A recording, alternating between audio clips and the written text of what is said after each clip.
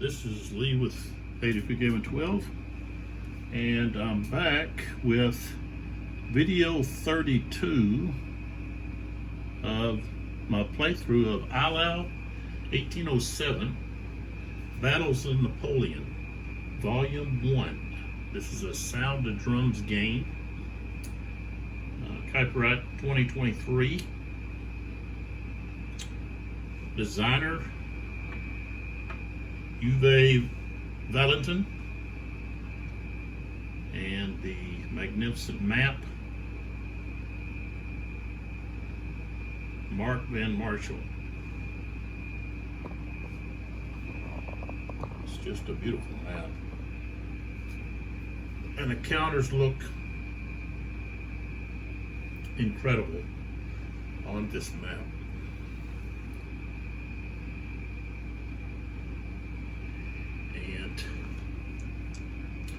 You want to know more information about Sound of Drums, then I suggest you go to soundoffdrumsgames.com. Check them out, see what else they have. Got all their links there for their other platforms. And of course, we've got Chessex, which made some dice specifically for the game.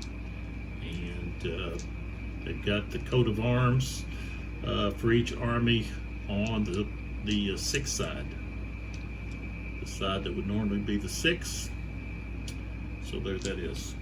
And you could purchase these, or you could when it was being sold through GameFound. So I think they were like, well, I don't know how much they are now. So I'm not going to say. I don't want to get ahead of myself there. And so you can check them out at chessex.com. And we're going to jump right in here.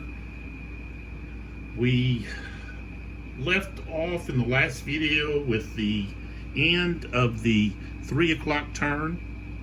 So we are starting the 4 o'clock military times. The timetable would be 1600. But for game purposes, it's labeled as the 4 o'clock hour. And I rolled for weather, and I got snow. I rolled a 5, and snow limits line of sight to 4 hexes. It reduces the number of command points for both army commanders, and it also limits each army's activation cubes by 2. And we're going to go into all of that. I've already done all the preparation for this hour, and so let's talk about that. Napoleon, I just moved him a couple of hexes. He was here, he moved here so that he could reach Klein. That's over here. I'll move these dice back out of the way for now. I wanted to be able to change, the French wanted to be able to change Klein's command, his orders. And so I had several that I was wanting to change. Klein, I wanted to get him out of attacking and kind of just put him in hold. That will allow him, some of his units, to regain some strength, but at the same time just kind of hold his position. And Milad here wants to retire. He wants to pull his units back, probably back in this area, and then begin to recuperate, possibly for one final charge in one of the later turns. So, and let's see who else. Let's see.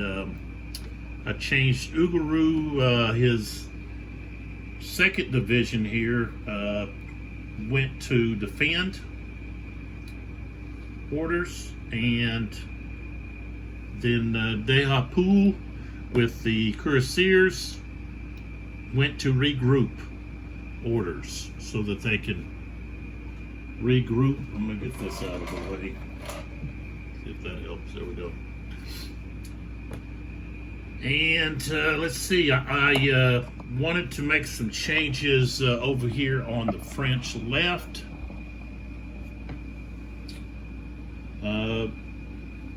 Bessieres changed to hold instead of attack.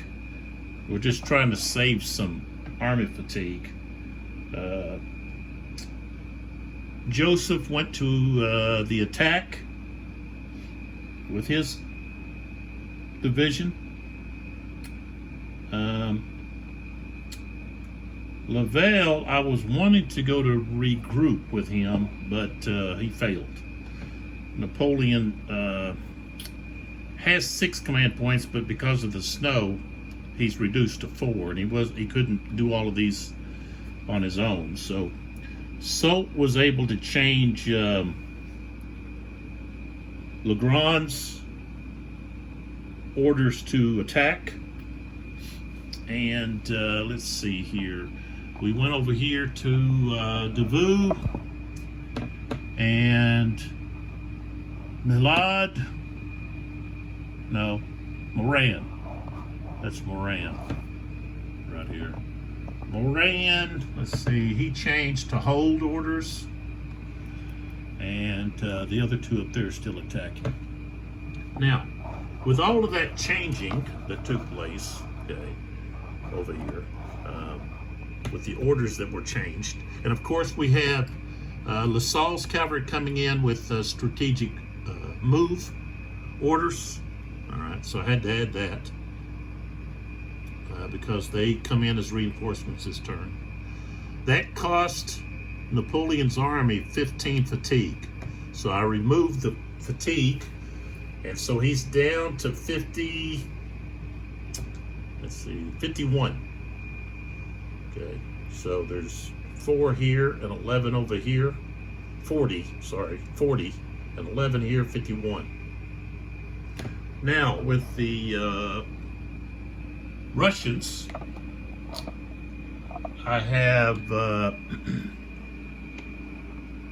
Bennigsen rode over to here so that he would be within range to give Markov orders to move to Althoff, okay, under attack orders. And he only has 4 command points. Well, due to the snow, he only had 2. And he had to use both of them to change Markov's orders, because Markov is about 13 hexes away. So between 1 and 12, it only costs 1 command point. 13, 18, it might be even further than that. Let's see if I count here. 1, 2, 3, 4, 5, 6, 7, 8, 12, 13, 14, 15, 16. Okay, yeah, 17. So he was 17 hexes. He was almost outside of Bennigsen's range to even change his order.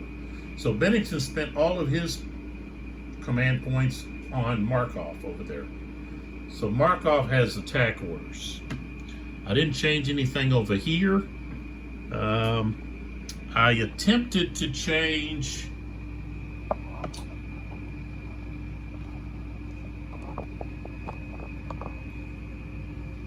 Eisen, the 8th Division. I wanted to give him attack orders, but he failed his initiative roll. Same thing with von Paulin. He failed his attack roll, initiative roll, not attack roll, but initiative. So he's still stuck in. Let's see, what is that? Left wing. Well, maybe I did get him to change. Let's see. No, he's still in the hold orders. So, and we still have the same orders over there where those other units are at over there. The center reserve cavalry and Kaminsky and That's it. Those two still have attack orders. All right, so with those changes over here with the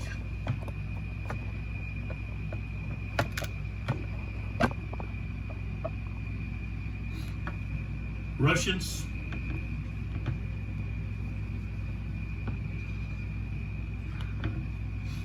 okay, if you want to know more about how all of this is handled, I suggest you look at video 3, and then I did it again, I think around video 9 or 10. It's in the description. I put in there clearly that, you know, I did a preparation. Okay, it cost the Russians 17 fatigue, and so I took that away from the Russians, and they have 40 here,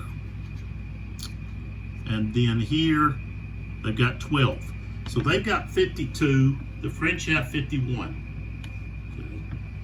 And then with looking at the initiative, the Russians have more attacks. They have more attack orders.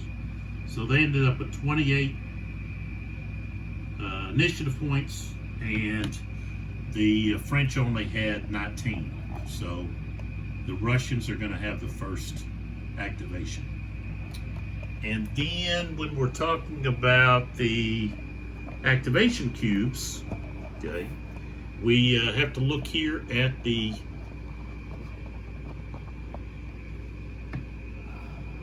turn weather track and weather track, the turn and weather track. Okay, and so we're on turn 4. So activation cubes, they both start with 6. Okay, but when you have snow, each army will lose 2 activation cubes. That's mentioned right here. Actually, it says 2 MS. So I think that was an earlier, I'm not sure what the M stood for, but it should be activation cubes. Okay. And so if I go ahead and subtract the 2 from here, then that just means they both get 4. Okay. And then if we turn around here and we look at Napoleon, okay, the white number in the purple circle is 4. That's his leadership. So 4 and 4 is 8. The French rolled a 2, so they ended up with 10. Okay. So Bennington, if you look at his, he's got 2 leadership. So 2 plus 4 is 6, and then they rolled a 4, and so they ended up with 10. The big difference is the French only had 19 initiative points, and the Russians had 28. So the Russians will be the first ones to activate. And so we're going to get started. And we're going to go with Markov, who is over here.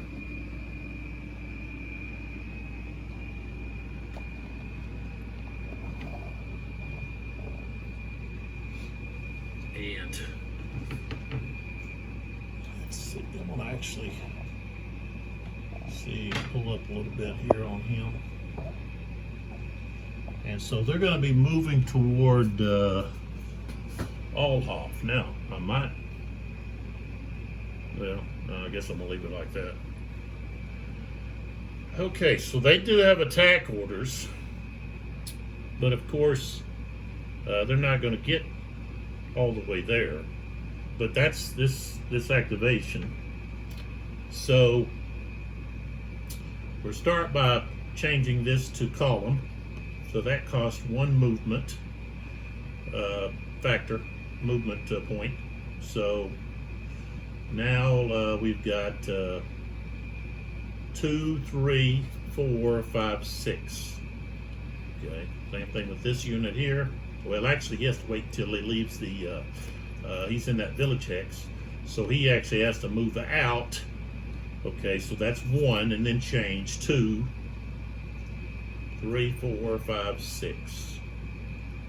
Like so. Okay, same thing with these 2 guys. Let's see. Yeah, they should have been like this. Okay. So they're going to go 1, okay, and then 2, and then switch to column 3. I'll be blocking with my hand. 3, 4, 5, 6. Okay, this guy here just turns and starts 1, 2, 3, 4, 5, 6. These guns. 1, 2, 3, 4, 5. And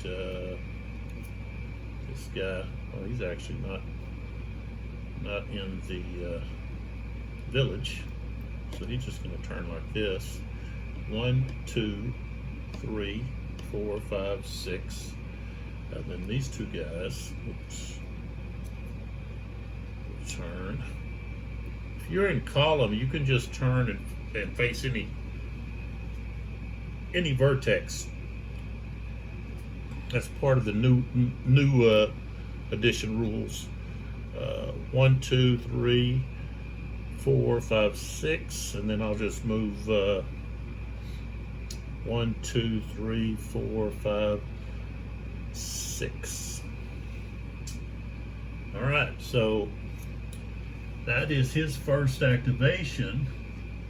Maybe if I put him in move to start with, it would have cost less, but here he's ready to attack. If he just had move, then he wouldn't be able to attack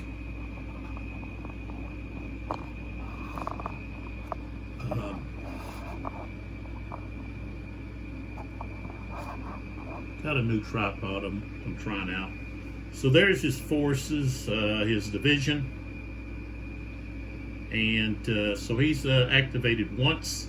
He wants to get over to the Althoff before the French can activate, because they're going to bring in, of course, they're going to bring in the Saul, and he's going to be in strategic order, which means he's limited.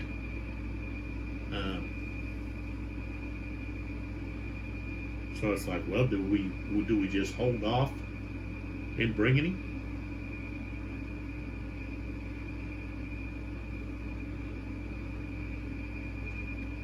It says in the rules he has to come in with strategic movement. I was calling it strategic order, but it's strategic move order. So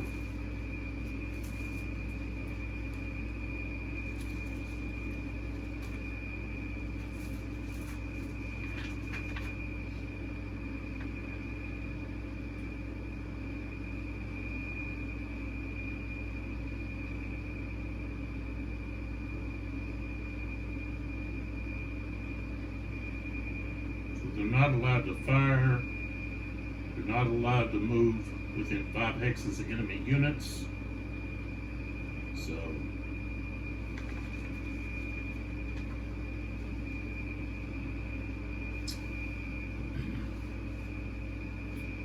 right, so let's draw the next cube, find out what's going on. It is the French. So the French player has to decide, Do I bring LaSalle on?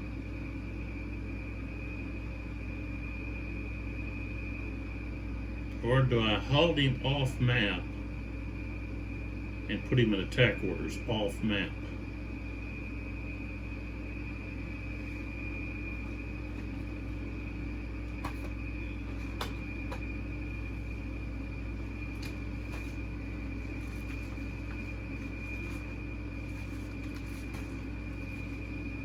See, the rule is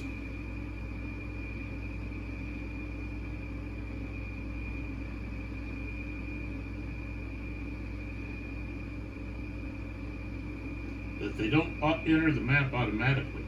You've got to spend in the activation queue. And formations that enter the map are under strategic movement.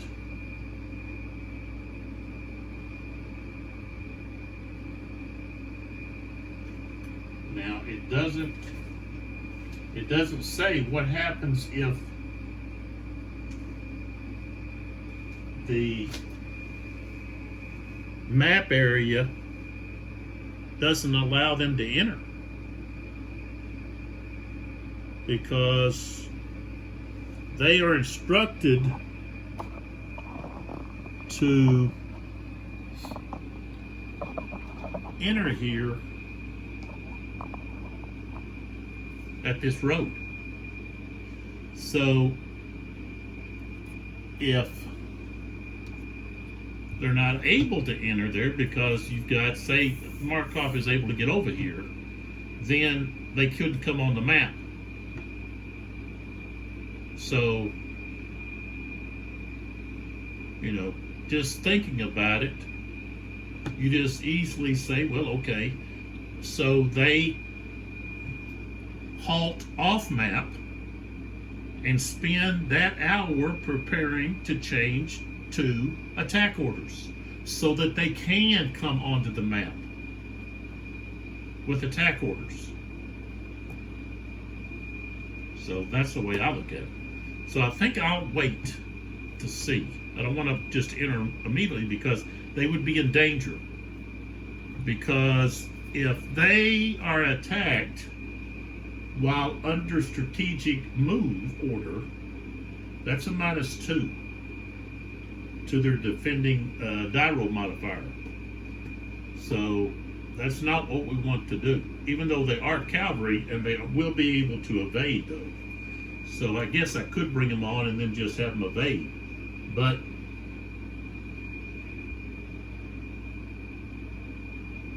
you know, I'm kind of pinned over here on this with the restrictions of the map. So if I hold them off, you know, and bring them in,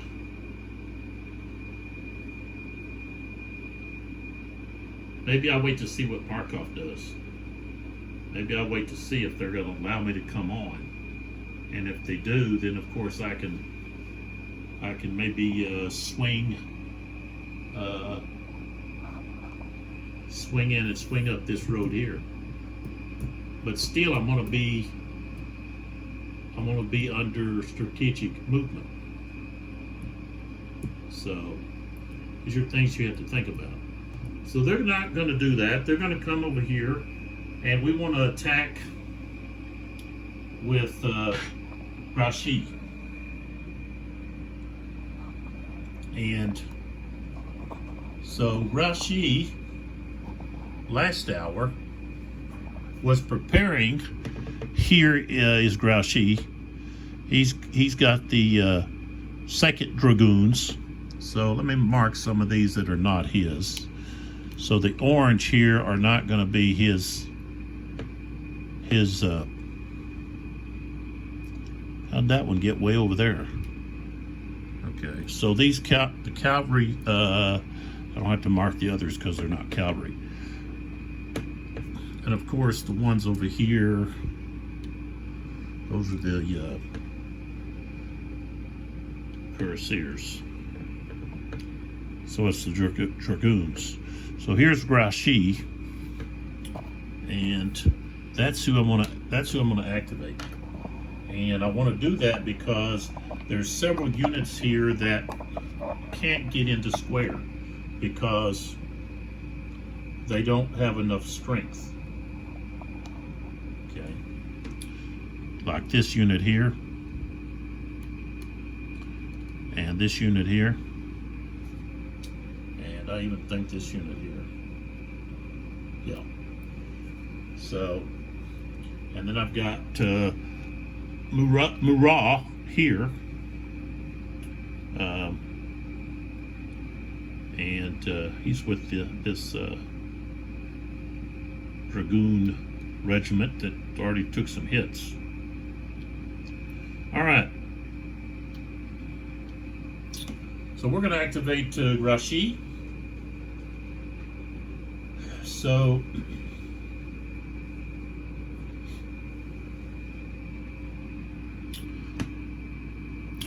of course these units cannot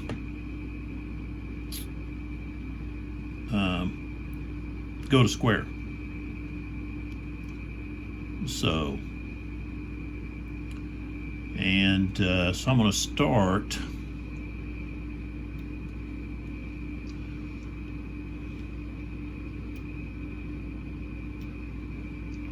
that guy can't go to square either.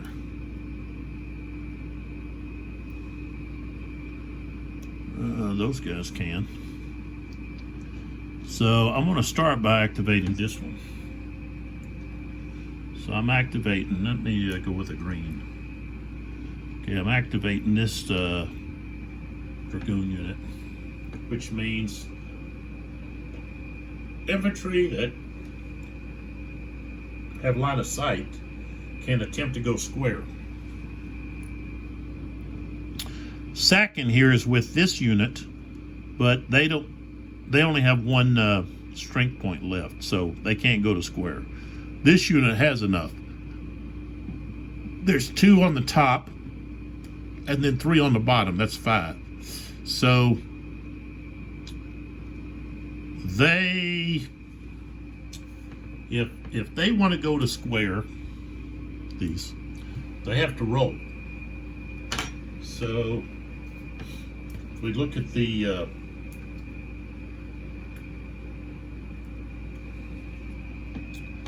square roll,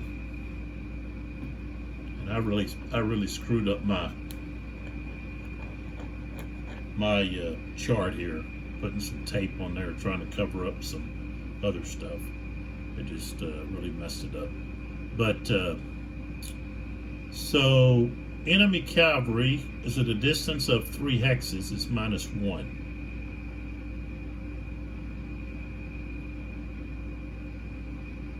They're not elite.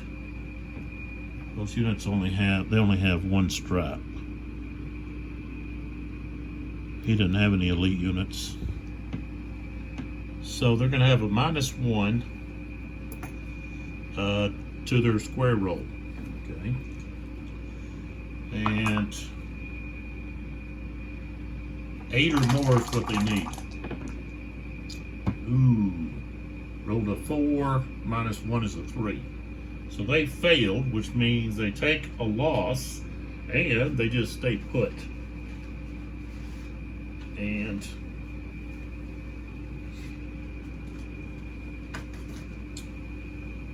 so that means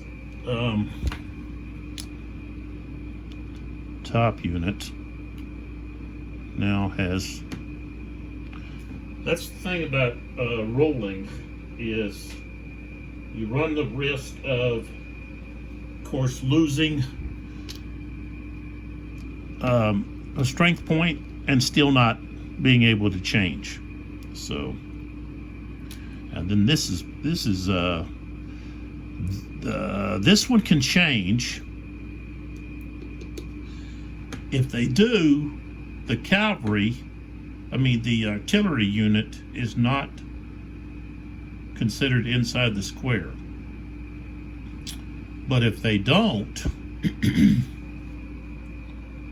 then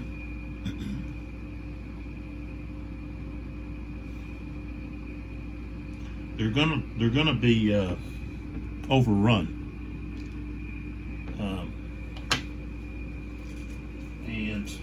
I believe when they do that, of course, the guns are useless. I don't think they get to.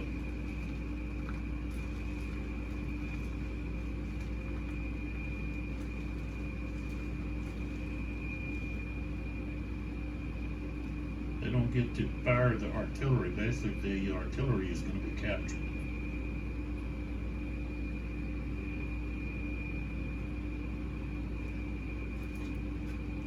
Let me find that.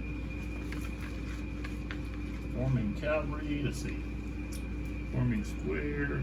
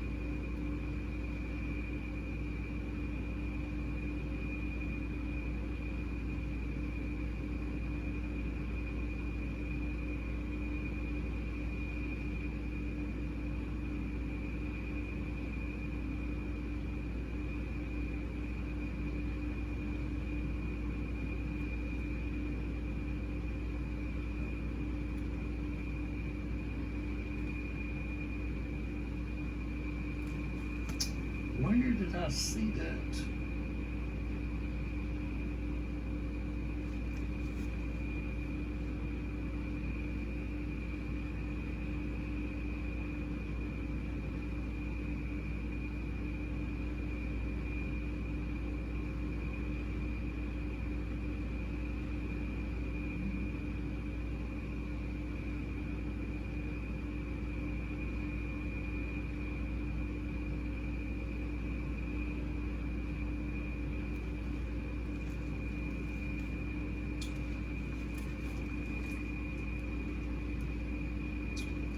Well,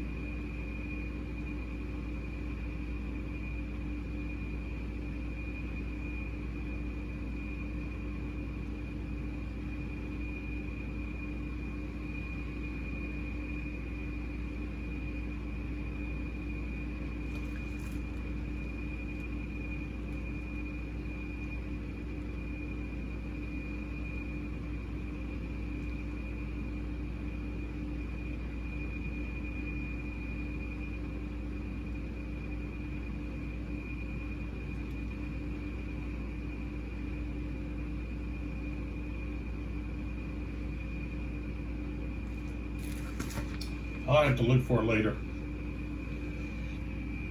But the thing is, if they go to square, then the artillery unit doesn't get to take part in the fire. But if they don't go to square, then they're going to get charged, and they're going to get charged in the flank. This unit can just come right in here and charge right there, and then they can't fire. So they better try to go to square.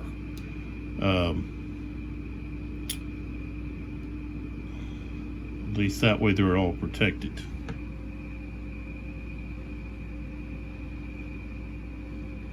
But I've got to take a hard look at the rules concerning whether or not the artillery is protected or not.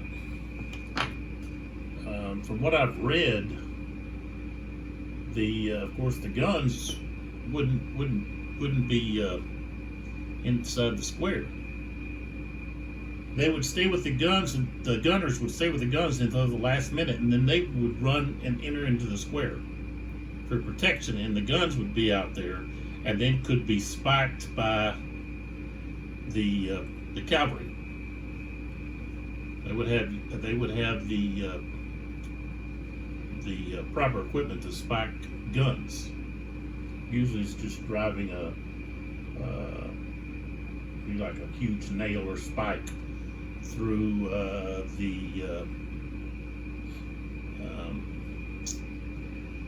it's the hole in the cannon that you pour a little gunpowder in and light. It's got a term to it, but so they would take a mallet and drive a spike down in there, and then of course they couldn't pull it out. So either way, anything that they do, the guns are going to be lost there. So they might as well try to go to square. So they're going to try to go to square, and so the cavalry is 3 hexes away. So that's a -1. They're not a lead or green or any of that. Okay, got a 12. Okay, so they can go to square.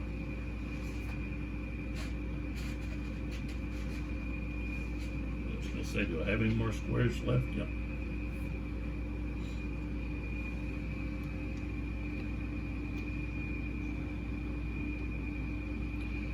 So basically, if I want to take those guns, I've got to charge that square. So, but we do want to. Possibly, we're going to move here. We're going to move 1, and then here 2, 3, because we're going after these guys that couldn't go to square. Actually, we could go after Sacking too. All right, so now we look to who's next. Of course, this guy can't go to square. These guns, I'll wait. So I'll have Rashi go right there. So downhill's 1, square's 2, and then another one to enter the become adjacent to a Prussian unit.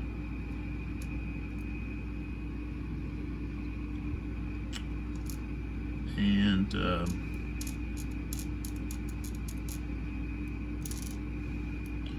got all these. Should have used black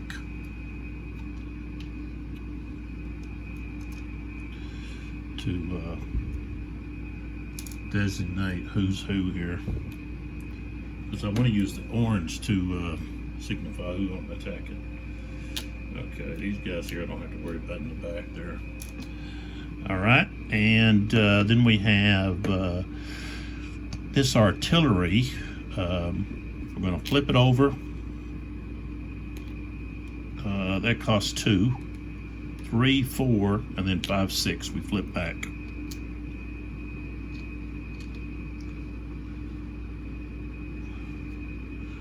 This on grouchy. Okay, and then we have these two here.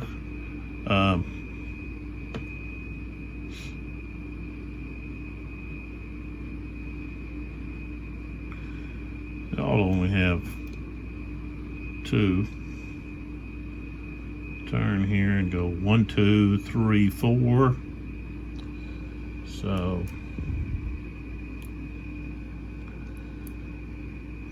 there, and then this one here goes 1, 2, 3, 4, 5.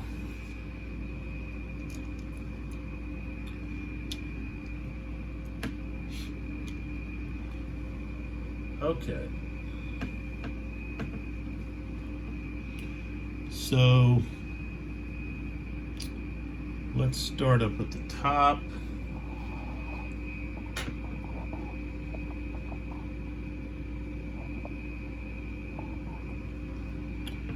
Right here.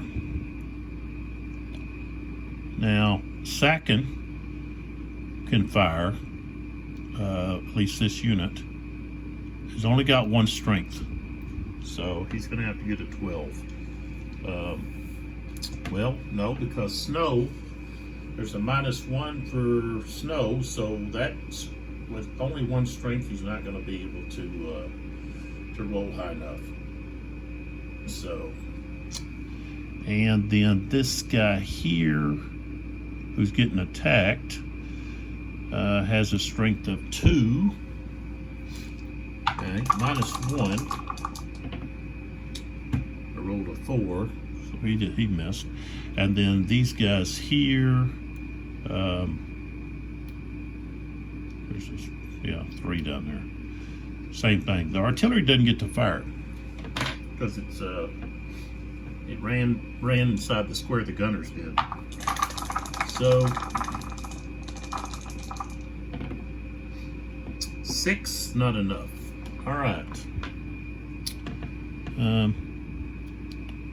Okay, so we're done with the fire there. Let's go to here and here. This guy's got a strength of 2. I've got to roll 12s. That's a 9. That's not enough. Okay. All right, over here. Again, strength of 2. Oh, not seeing what's going on, are you? Ooh, that's an 11. But -1 is a 10, and that's not enough. You have to have a...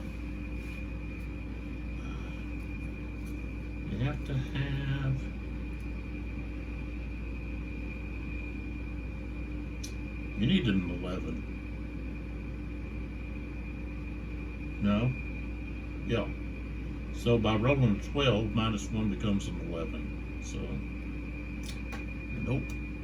Alright, and then the last one over there, where this dragoon is, the blue and the orange here, this one only has strength of 2 left. So again, has to have a 12 to get a hit. 8's not enough. Alright, so now we'll do the charges. We'll just stay here with this blue and orange. So we got a strength of 9 against 2. So that's 4 to 1. It's going to be, they're going to be eliminated. Just that, it's just plain and simple. So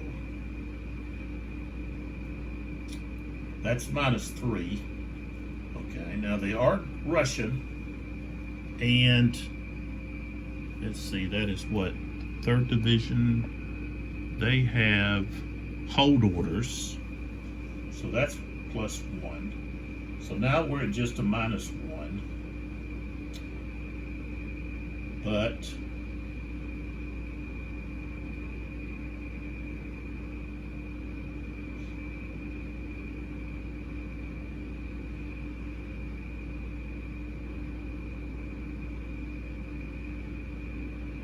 cavalry against infantry not in square is -5.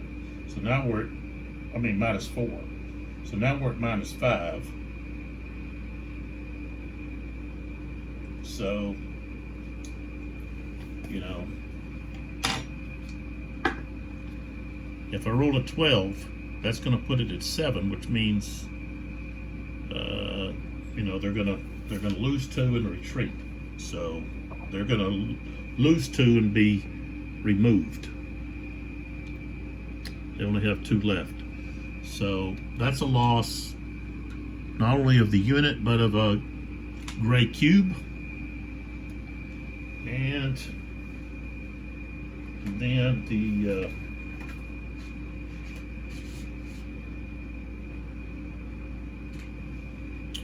cavalry unit has to advance.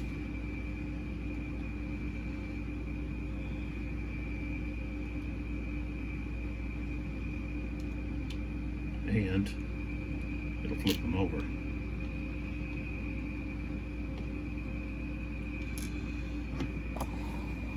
All right, let's put some right there and right in the path of those big heavy guns. All right, now we'll go here with Marat and these dragoons that have strength of 9, and these guys have strength of 3. Oh, they could have tried to go to square. No, they don't. They've only got strength of 2. So, all right, so 9 to 2, that's going to be 4 to 1. So that's -3.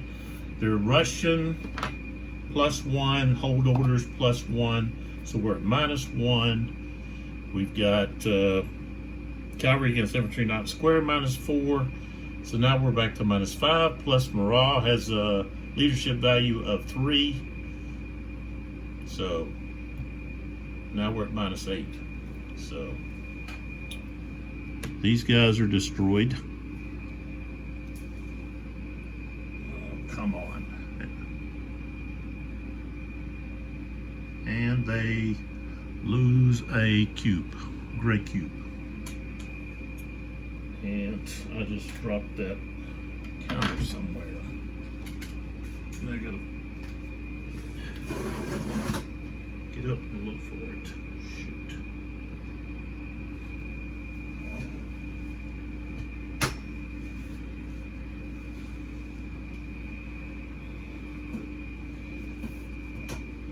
I dropped it, but I didn't see where it went.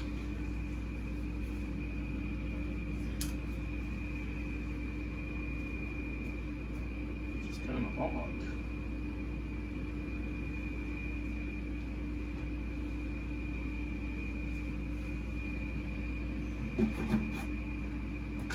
I have to stop the video just so I can look around for it. There it is. Okay, I found it.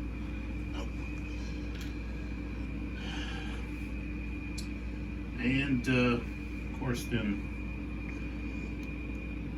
Murat and that dragoon moves in there, but of course they've got to flip over to their tired side.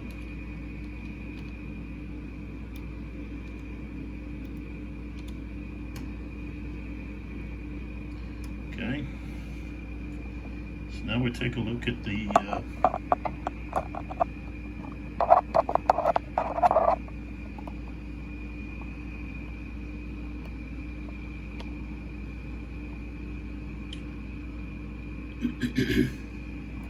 let's see, I need to scoot this way.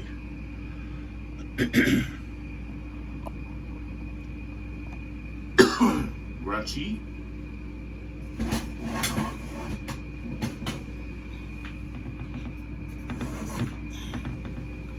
All right. So here, Rashi 9 against 2 again. So we've got the same results. Okay. I'm not going to have to add everything together because it's going to be the same result, which means they are going to lose 2, which means they are destroyed. The Russians lose another cube. And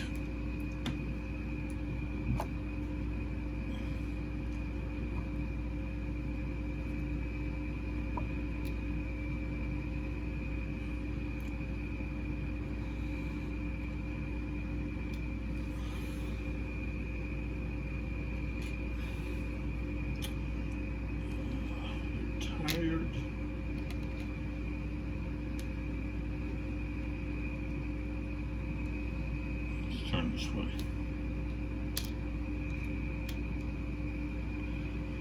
All right. And then the last one.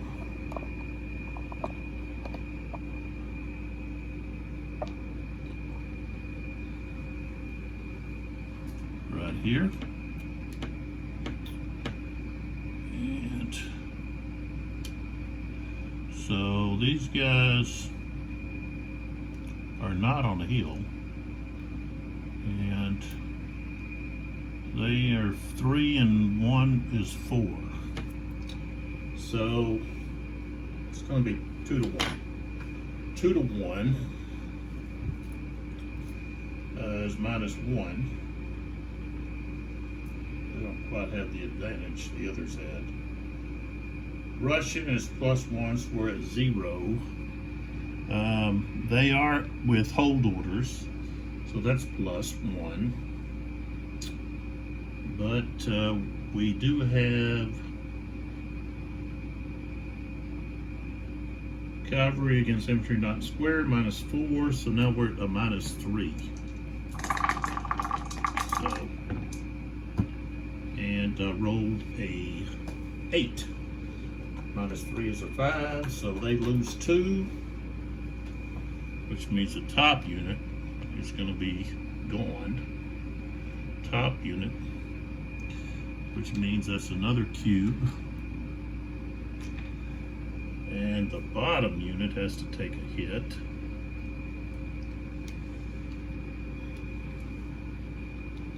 And has to retreat.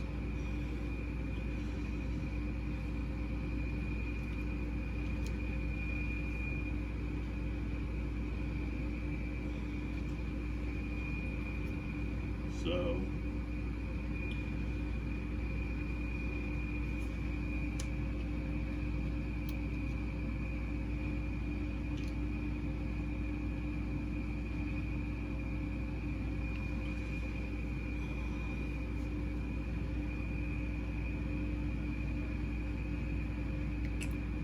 okay, now I can't go this way. It's already got 2 units. This has only got 1.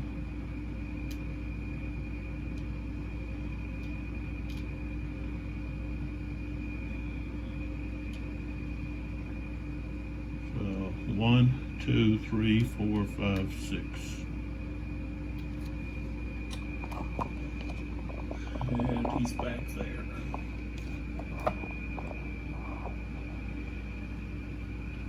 And we've got advance now, right into the hornet's nest. Okay.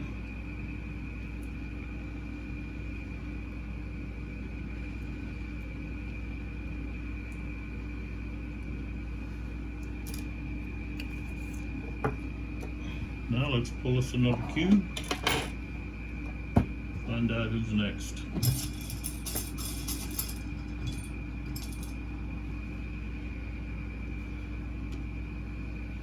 Okay. It's gonna be the Russians.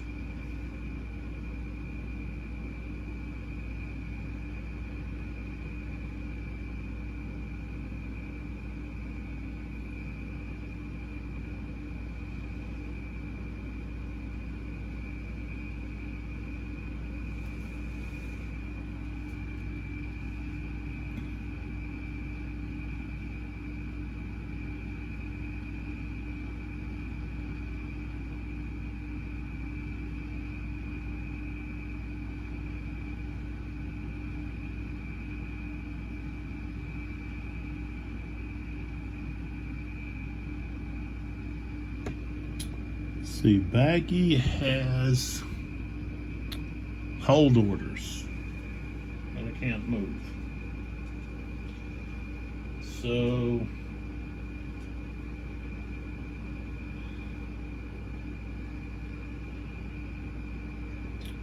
I think I want to do something with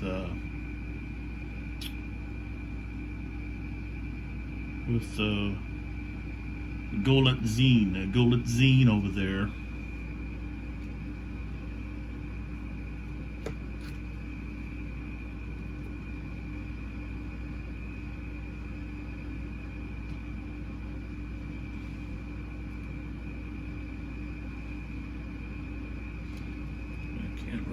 that. So I think we want to move over there to that part of the map.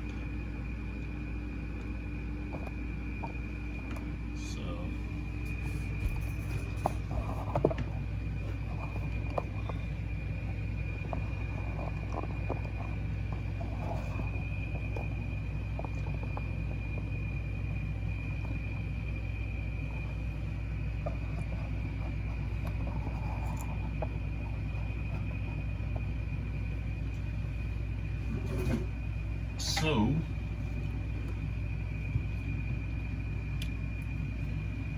turn this off. What does that do? Doesn't really.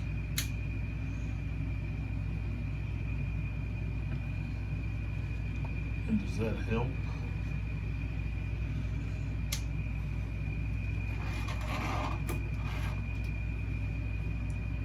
There we go. All right, so we're going to use Golizine over here. And I got to be careful about how I'm pushing on the table. Okay. So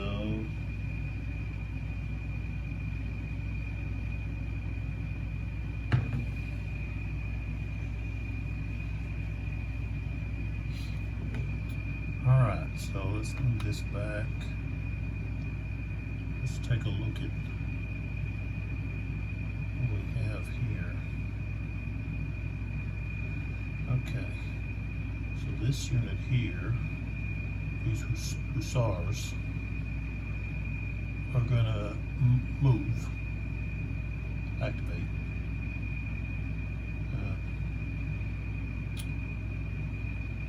So these infantry units, which are right here, have their line of sight blocked with the horse there. So, but so 1, and then 2, 3, 4, and of course that cavalry unit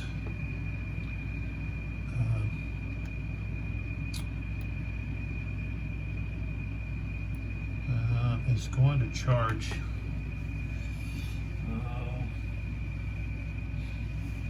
well,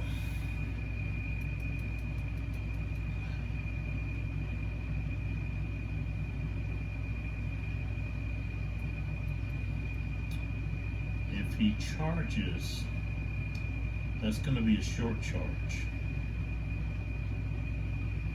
Plus, he has a strength of 4. And so that's going to round up to 1 to 2. So he's going to end up with a lot of negatives. Well, if he's the attacker, it's going to be a lot of positives, which is going to benefit the defender. So, yeah, a lot of positives. So that'd be +2. The unit is Russian, so that's a +1. So now we're at 3.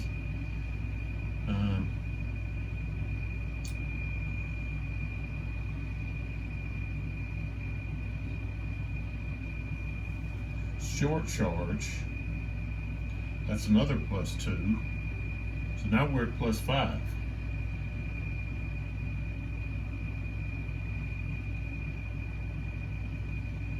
Not only that, then we're going to be exhausted or tired. So,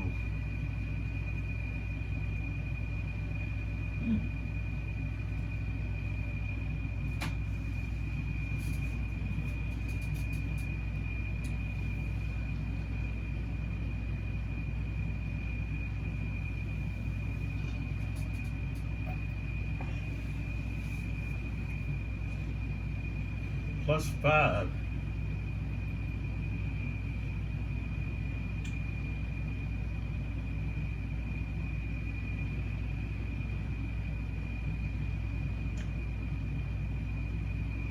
However, if he lets the hussars charge him, then it's 7-4. It's going to be 2-1. That's -1. And then if he loses, he'll have to retreat.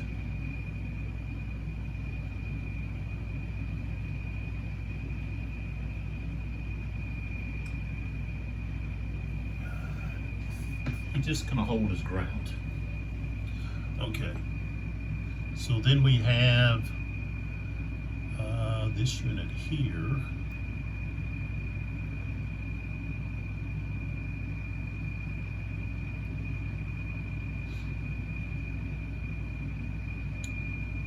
But I want to see about using this Cossack to charge.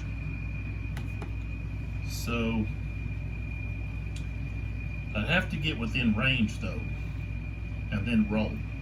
The range is 4. Line of sight is 4 hexes. So put this on gold Z. All right, so we move 1, 2.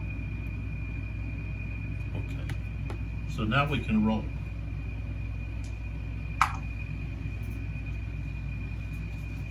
And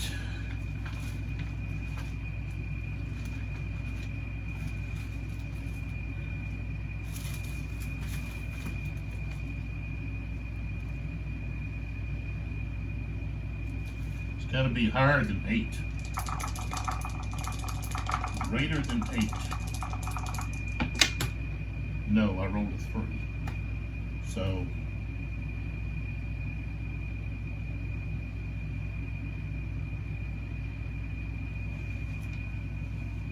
they can't charge.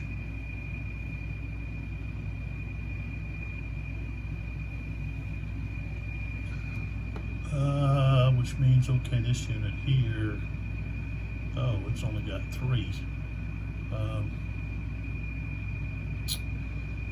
This one is actually going to move out of the way. Some of these guys are too far back. 1, 2, 3, 4. So they've still got to move in.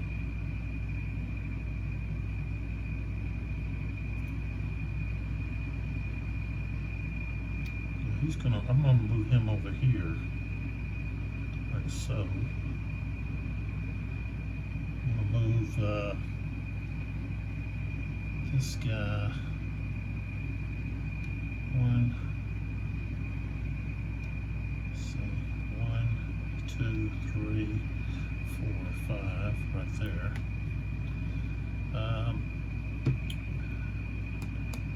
So the rest of these guys, all they can do is move up to prepare to attack next time. So 1, 2, 3, 4. 1, 2. These guys. 1, 2, 3, 4, 5, 6, 7. 1, 2, 3, 4, 5, 6, 7. All right, so the only one we're gonna have, wait a minute, I can't put him. Well, I want to put him right there. No, I do have to put him right there. And that cost him 2. So I don't think he can go there. Shoot. Yeah, he'll have to back up.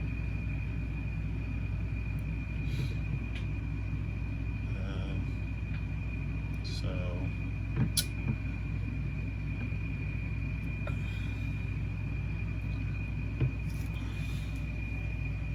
probably should have used my infantry first. Should have used Kaminsky to get rid of that square. All right, so now we'll have that. We'll just focus on this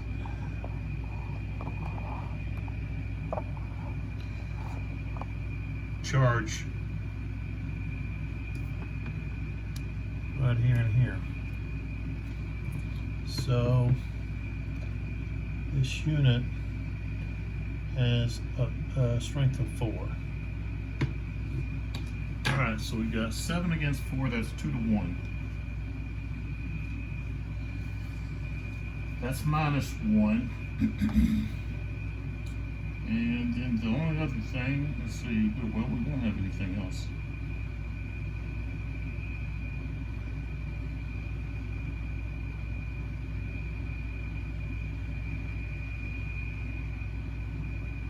So it's -1.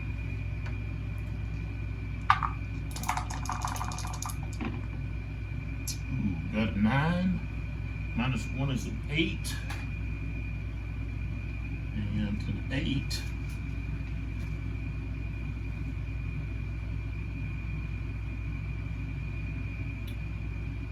The units just stay where they're at, no losses.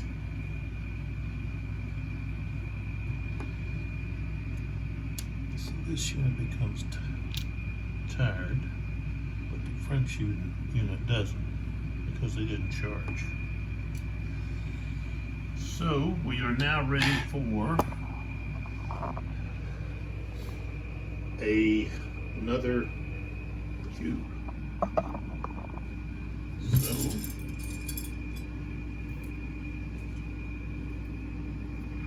and it's French. So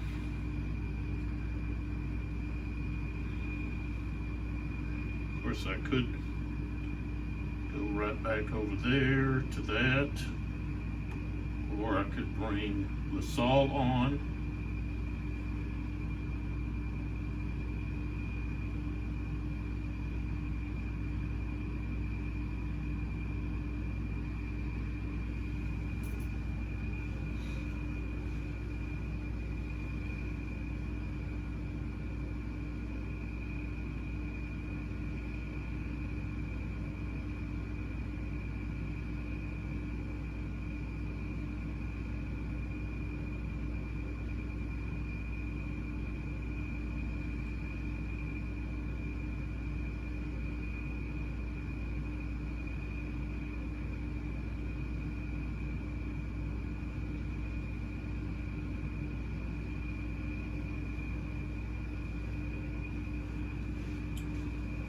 So if I look over here at this situation,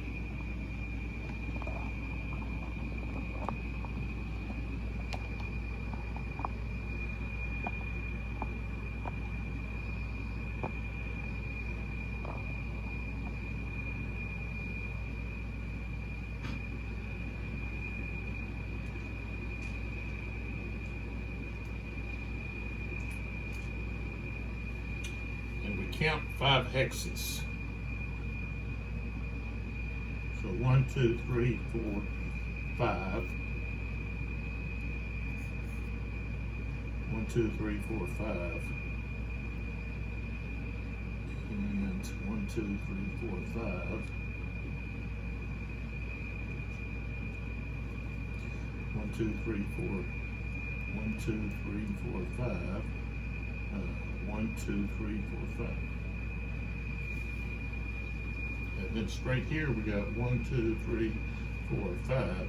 So we'll be coming back this way.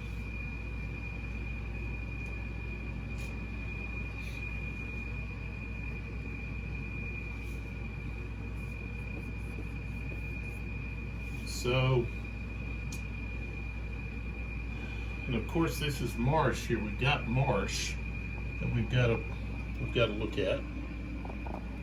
So when you're looking at this, you see all the marsh there. Okay, well, cavalry is useless in that. Okay, they can't attack into it or out of it. So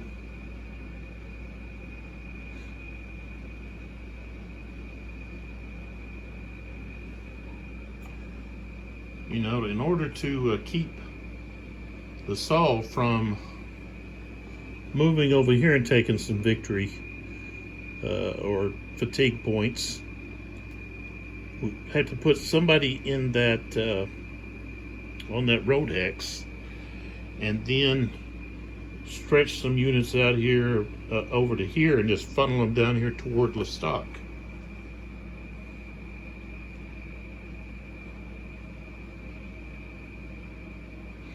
Because see, with these units 1, 2, 3, 4, 5, see their range extends out to here 1, 2, 3, 4, 5, so it's going to extend out like that.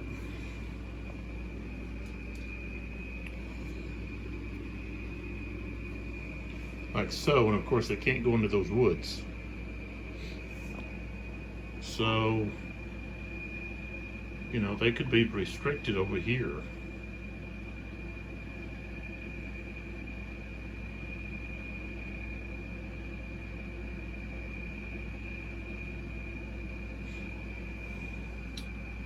So it's like, well, do you want to bring them in? You know, Lestock still has, he can still turn around and move back to attack, even though you can evade, but where are you going to evade to? So they're not bringing them in. Not at the present.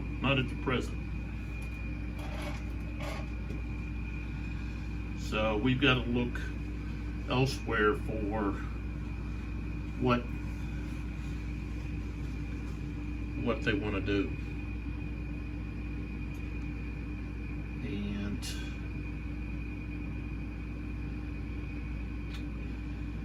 let's see here.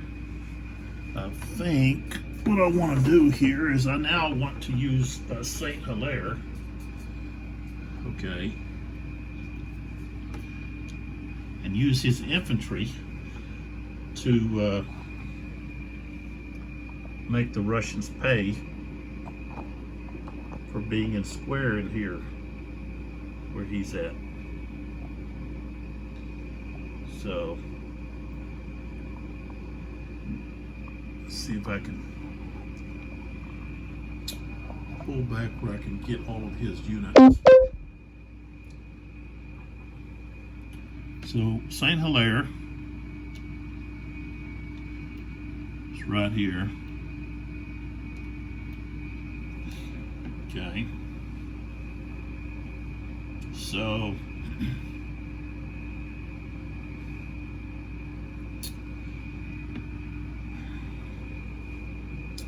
he's got a few of his units that are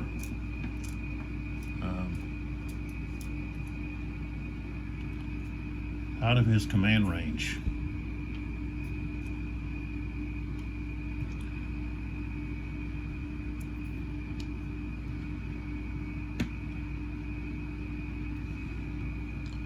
He's got a lot of them out of his command range.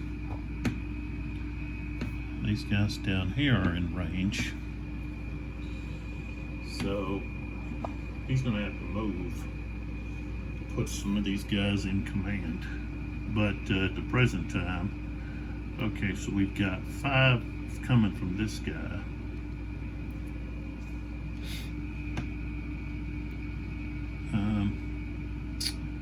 All right, so we're just going to hit those guys straight on right here. We're going to go 1, 2, 3, 4 with that guy.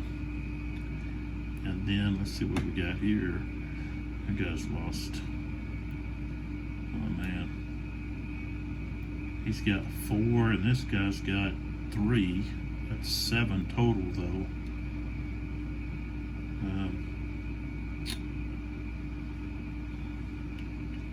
So they turn 1, 2, 3.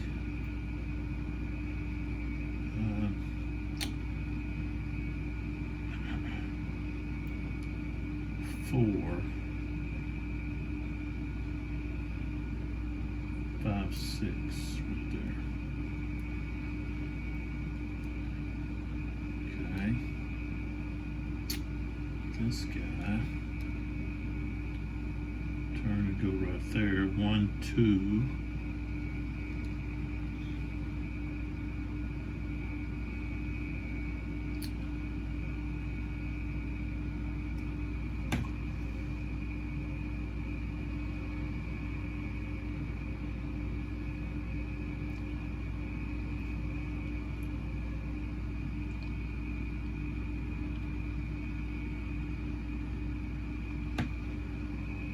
Okay.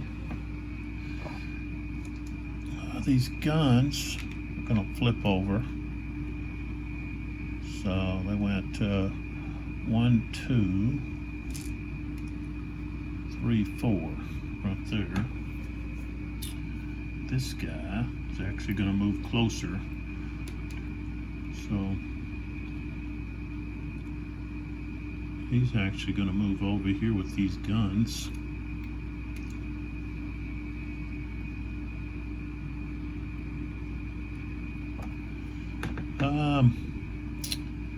This guy,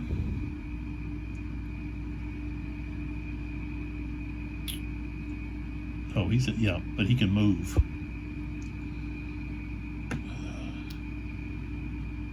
So he goes 1, changes to here.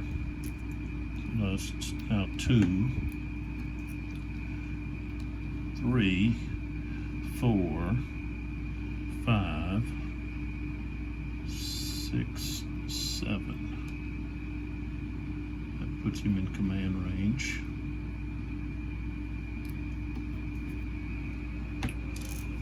And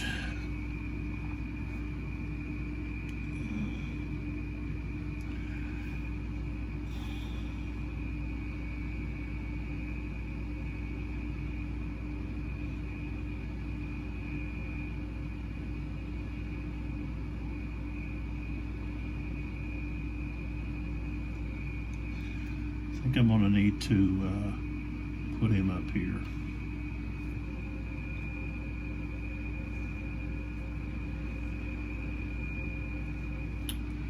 And then these guys are going to have to move back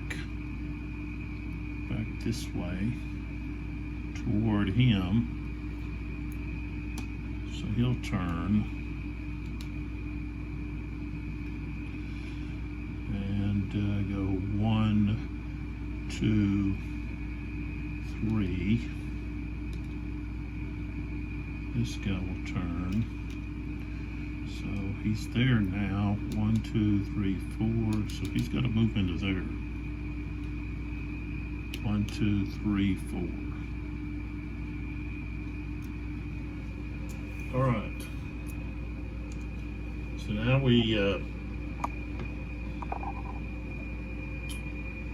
I need to identify my attacks. So we're going to go here.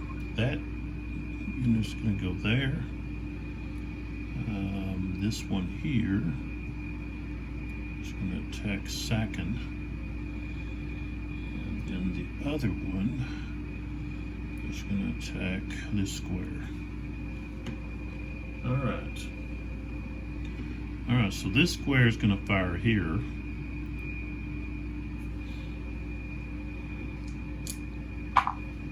And let's see here. We've got, they are in column.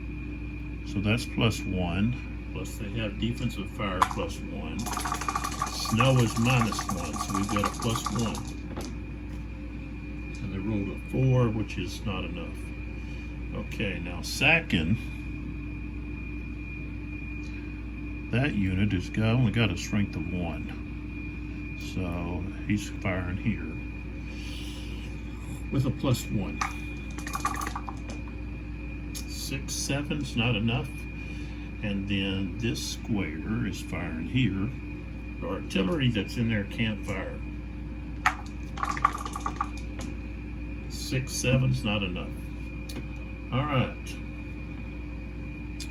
We'll start here. Okay. So,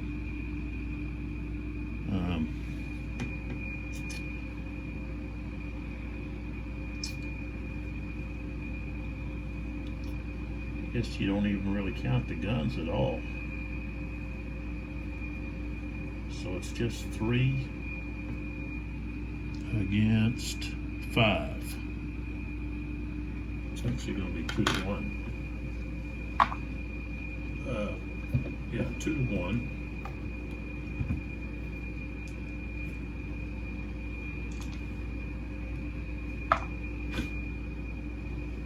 Two to 1 is -1. defender is Russian. That's +1. They're in hold orders, so that's +1. They're in square formation, so that's -1. So right now we're sitting at 0. And so that's where we're going to be.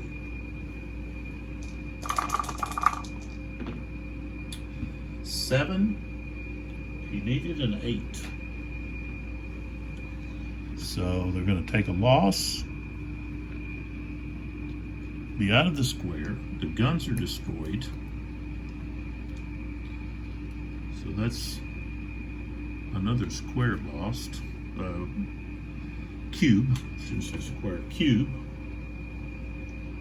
And that unit takes a loss. And let's see where they're going to go.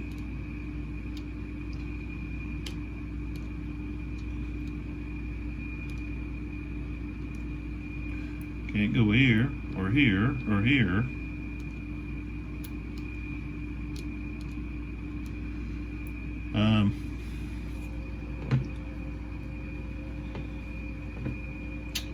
They go here, they're going to take a loss. But, or here, they take a loss. And then the next place they go, they're going to take a loss. So, that unit's destroyed. Okay, because they didn't have anywhere they could go. Okay, they were here. Okay, they have to retreat. They retreat here. They're in this unit's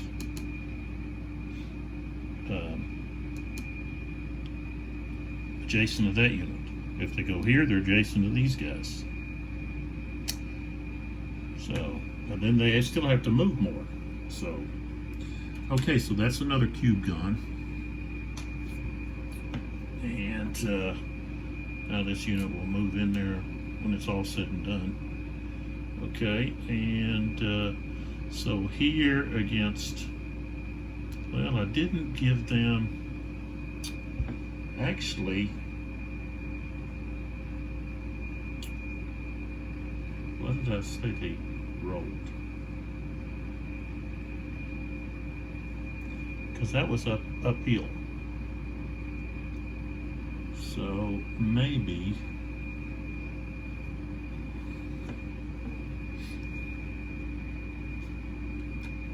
going uphill would actually be plus, what is it, +2? Yeah. So actually, they stayed. So I gotta put them back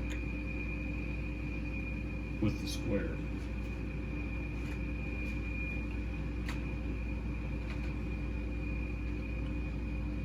And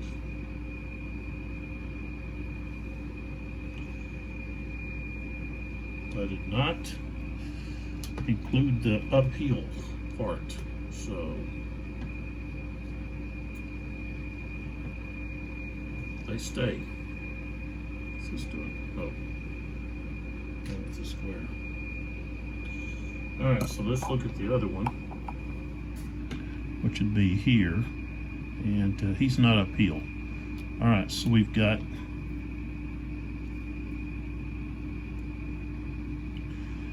okay.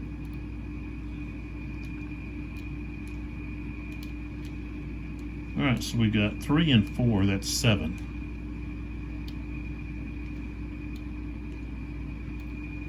Okay. This one here has only 1. Yeah, 1. So that's 4 to 1.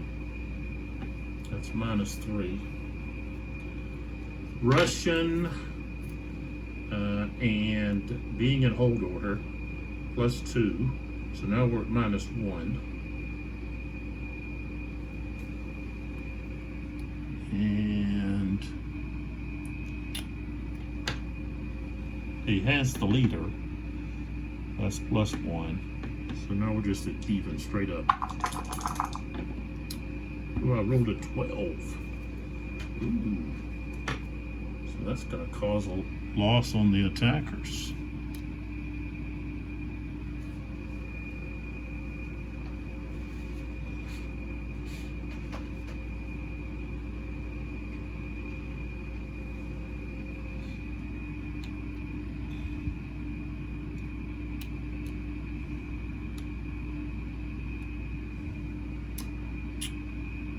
And now we go here where St. Hilaire's at.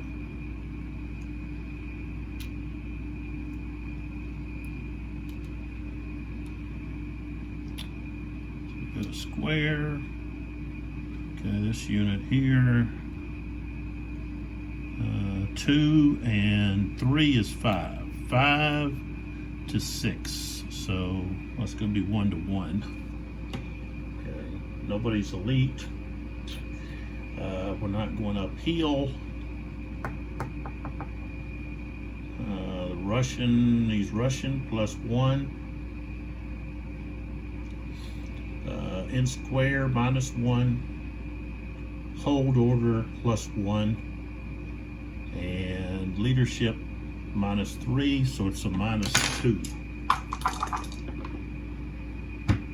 Rolled an 8, becomes a 6. So of course they are going to take a loss. Leave the square.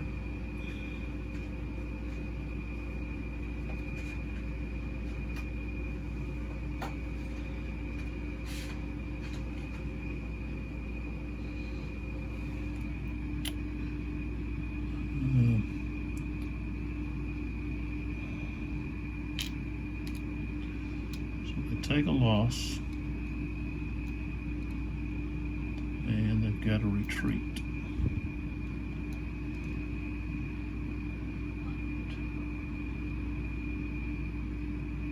Okay, you're gonna have to retreat.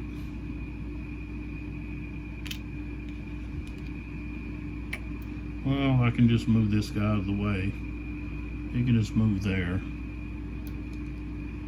1, 2, 3, 4, 5, 6.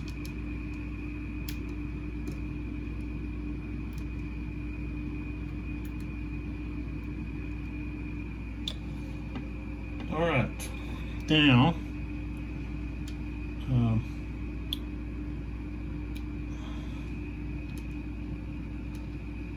before I move these guys in, well, I'll go ahead and move them in.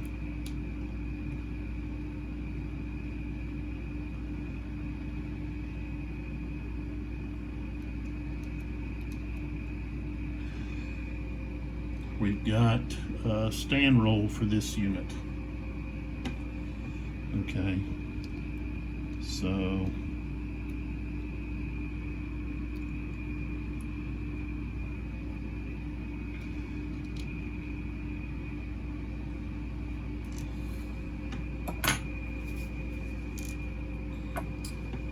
all right, for the stand roll. Okay, they're not elite or green. They are Russian, so that's +1. Adjacent from a unit is retreats, that's -1. So we're at 0. Enemy cavalry within 3 hexes, yes. That's -2. The leader,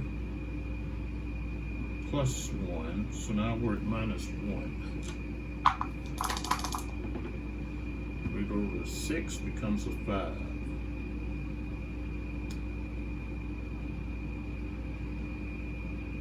So they're going to lose a step. This destroys them. And really, they're kind of stuck because no matter which way they go, they would lose more. So, and let's see what this is. Okay, so he would actually move to there, but this unit's gone.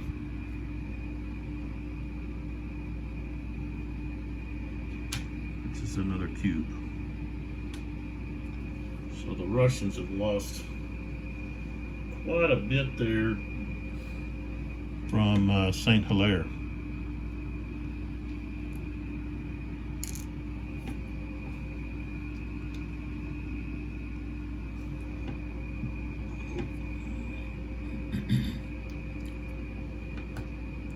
Okay, next cube.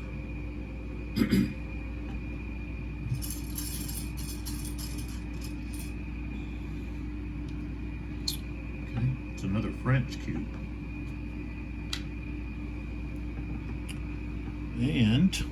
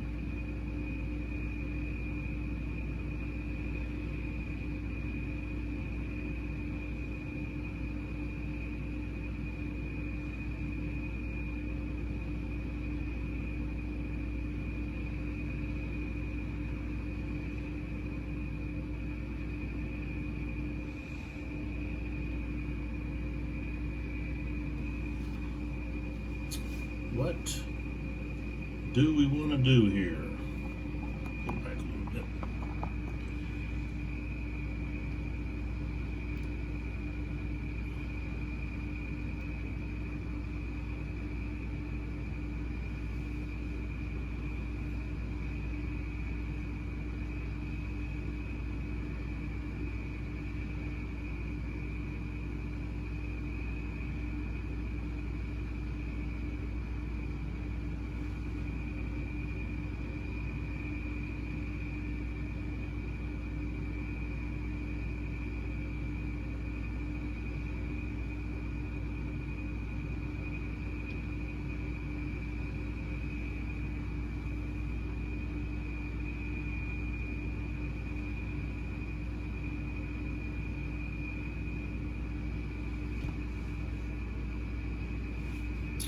All right, over here.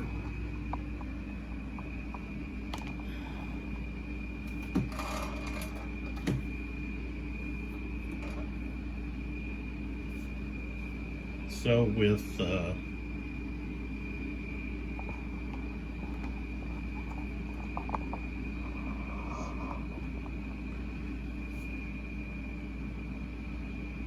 Joseph,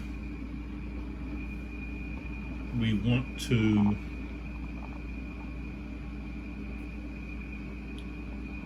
to attack.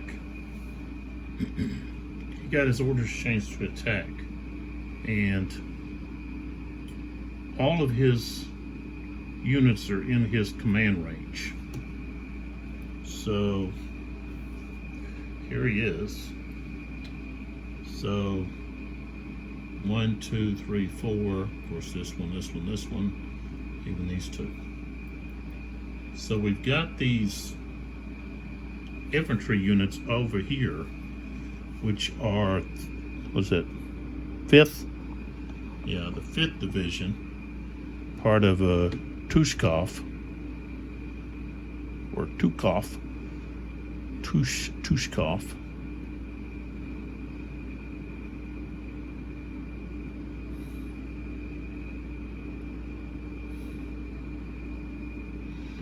And if we can get them into square,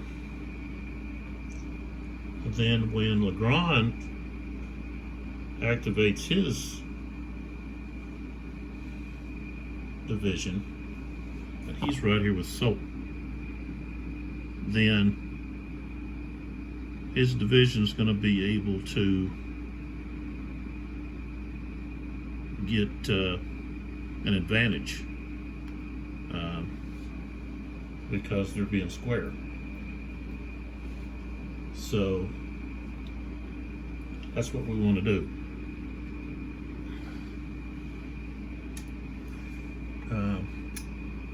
Let's see. The other thing that we could do is if we engage, okay, if we use Legrand to engage,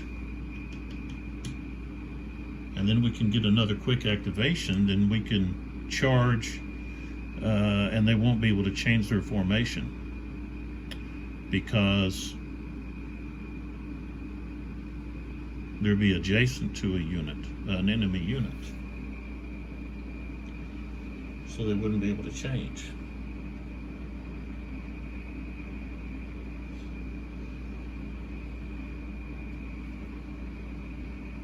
So, and that would get that would probably be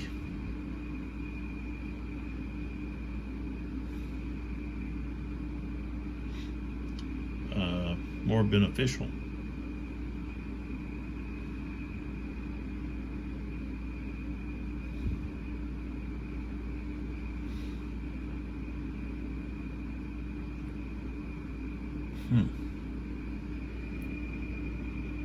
Might be.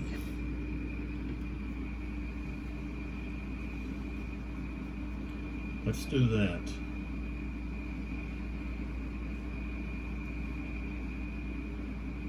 Because at the present moment, I don't have any guns over here.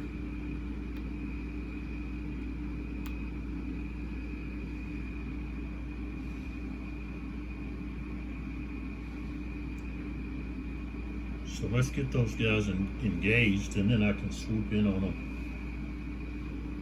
with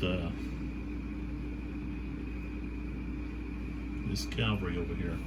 All right, so we're going to activate Legrand, who's there underneath Soap. And they've actually got some more units here further back. So let's move back here a little bit. All right, so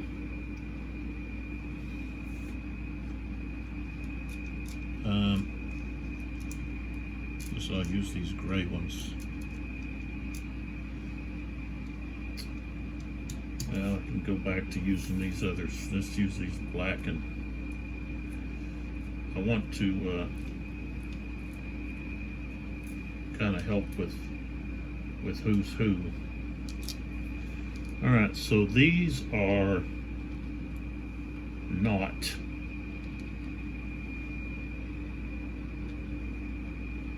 Legrand's.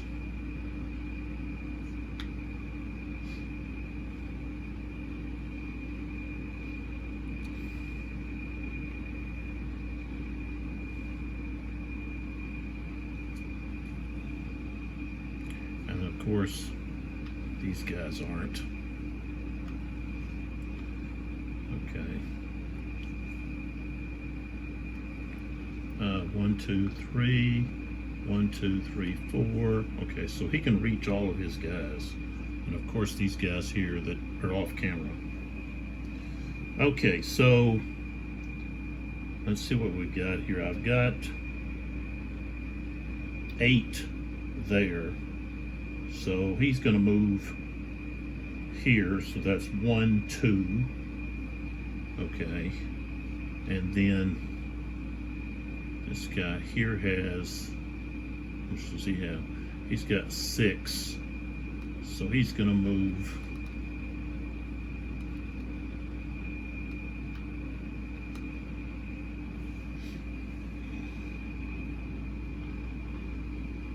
one, 2, 3, 4, 5.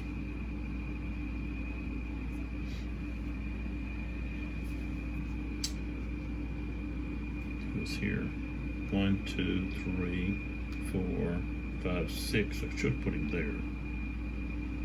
That's all right. Okay, 1, 2, 3, 4. That guy, he's only got 5. So I'll just move him up there and stop. This guy here has got 3 left. This guy back here got 5. He's only got 1. Okay. So this guy's going to move there.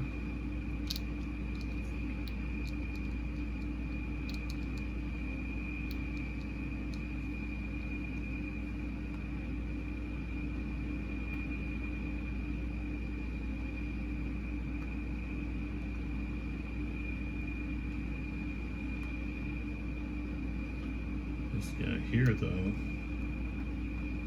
is going to move here. That's 1 and then 2. Had to change 2, 3, 4,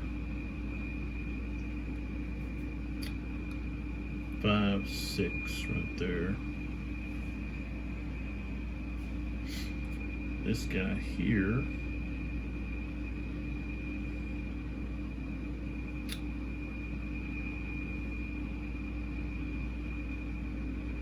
I think these are,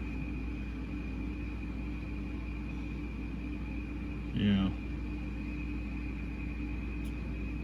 This guy is going to move to here.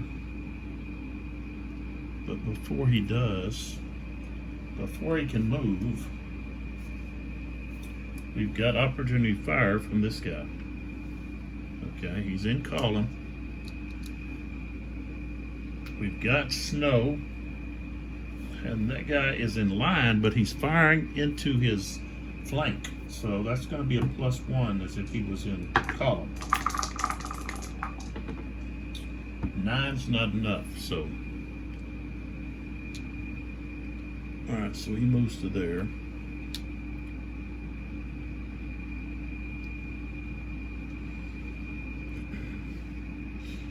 Which is going to be deadly.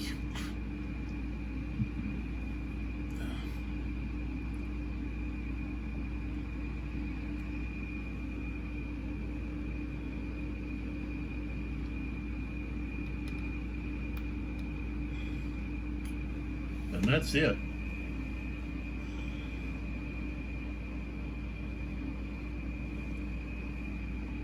Okay, let's move up here so we can get a better look at what we're doing.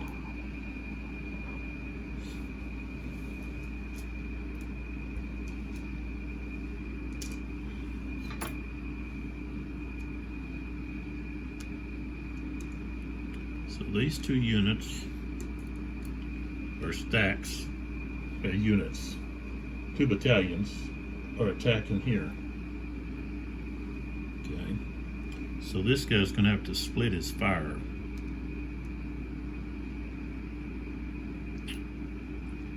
So, thing is, when he splits his fire, neither one's going to be effective because we've got snow, that subtracts 1. And he would have to have a 12, and with a -1, the highest he can get.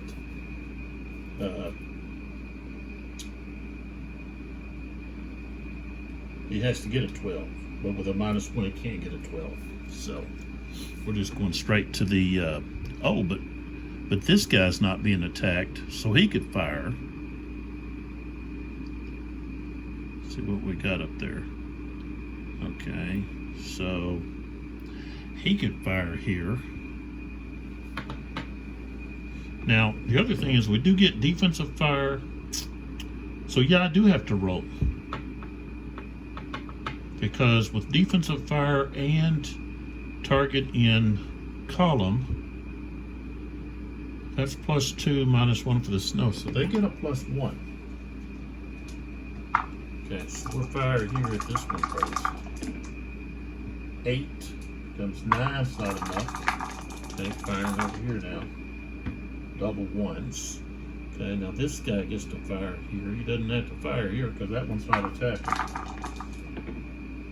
We got a 10 +1 is 11.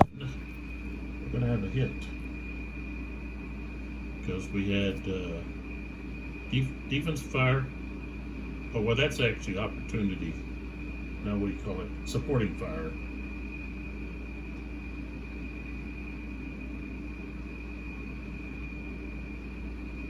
So, yeah, that's going to be +1. So it's going to be an 11. So that'll be a hit. So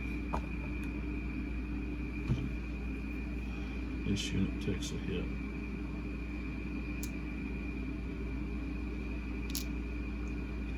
And we're going to put it on top because during the close combat, we've got to have to subtract that. So we've got 5 and 8's 13 against 6. So that's 2 to 1. All right, so we got 2 to 1.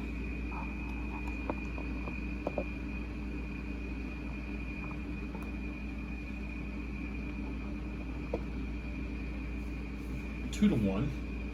That's -1. They are in attack order. But Russian, they get a +1, so we're at 0. Solver from more than one hex, -1. Column versus column. +1 because the assaulting unit lost a strength point to fire combat. So now we're at even. Okay, straight up even. 11. Alright, so that means someone's taken a hit. I guess it'll be the bigger unit here. So they held.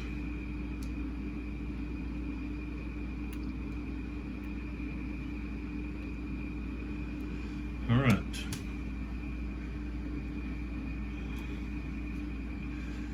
No retreat, so we don't have to worry about rolling forward to stand. But we did accomplish what we wanted to accomplish, which was to lock those, or lock that, well, actually lock both of those infantry battalions up. Now they can't go to square. All right, so now it's time to draw another cube.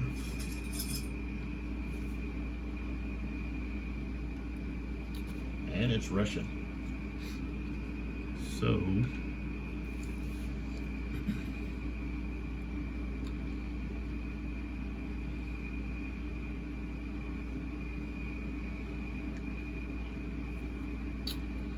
I think over here we want to do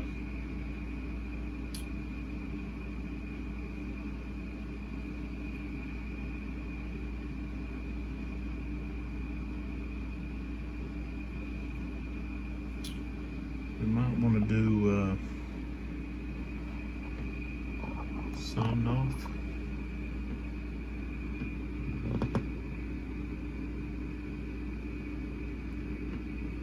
He's got, and his units have taken some hits.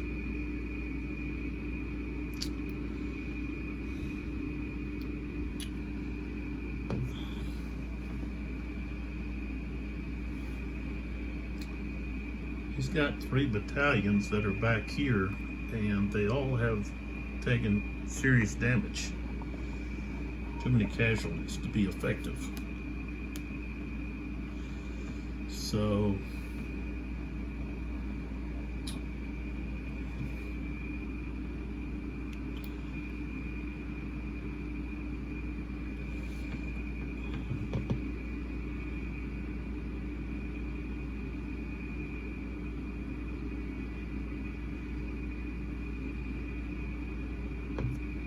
yeah, let's go ahead and activate him.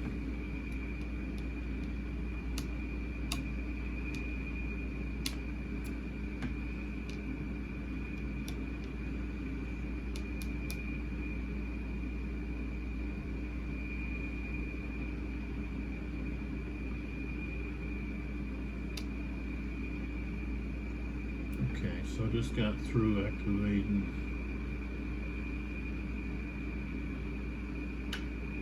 3rd Division, and now we're going to activate Somnov right there, and he's got let's see, he has attack orders.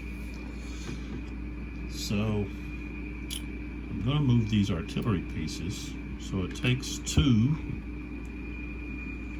to limber, okay, 3, and then flip them back over, or 5. And they're ready to rake these units here.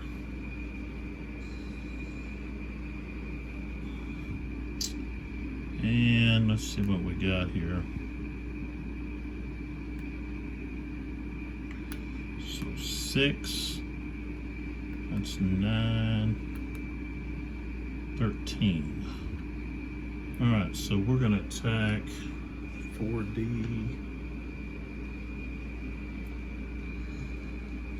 we've got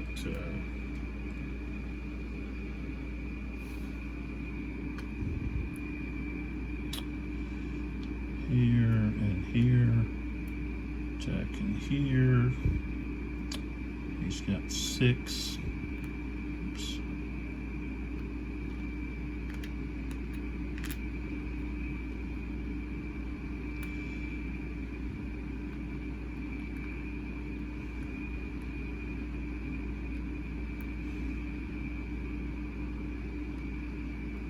All right, so he's got a split his defensive fire between those two guys. So the first one we've got +1 for defensive fire, +1 for targeting column, -1 for the snow, so it'll be a +1. I'll fire this one first. 9, 10's not enough. Then we fire a bigger stack. 5, 6 is not enough. Okay. So now we've got 13 against 6. Nobody's elite. So that's 2 to 1, so it's going to be -1. The offender is in attack orders. He's not elite or green. He's not Russian. He's being attacked by more than 1 hex. So that's -1. So now we're at -2. It's not being charged in his flank or rear. It's all column versus column. There wasn't any losses due to strength point, due to fire combat. So looks like it's going to be -2.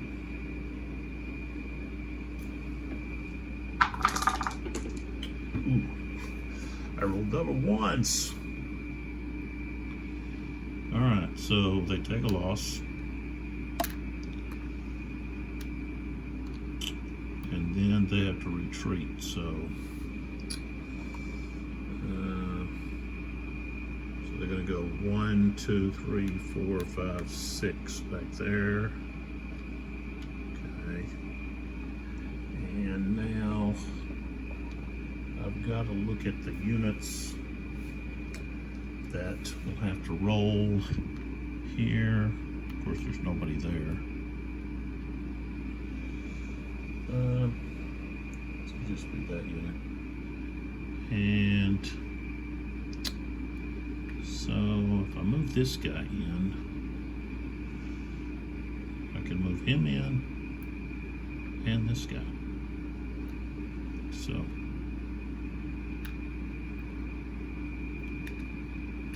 okay, which means these guys got to move to there. Okay. And then this unit here has to roll to stand. Okay. Alright, so they are elite.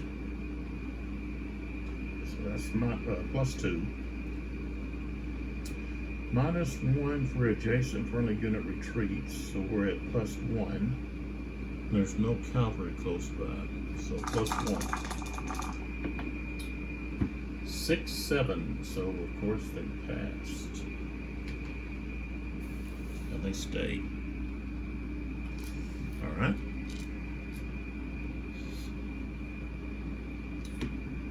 So right now we've had 3 activations each. And I think I'm going to stop there. So move these back.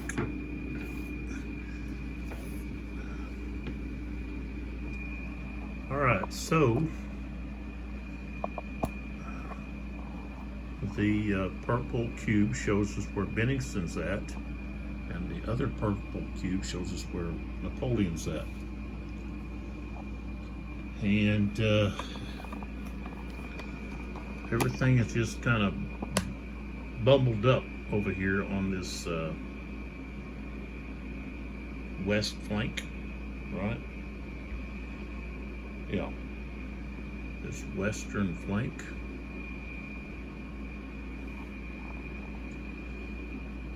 Joseph, though, is going to be able to clear out at least this unit here, unless Korf is able to, which Korf has, well, he has attack orders. So unless he's able to tie up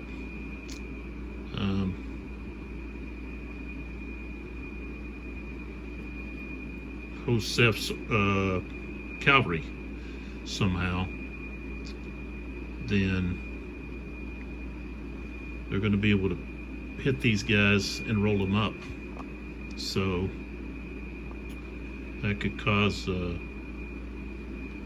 some serious issues for Tushkov and Samov.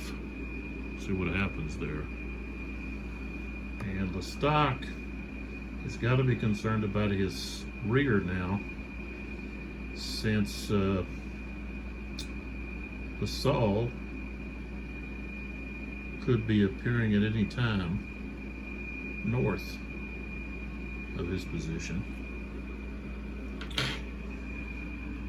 Here in the center, these squares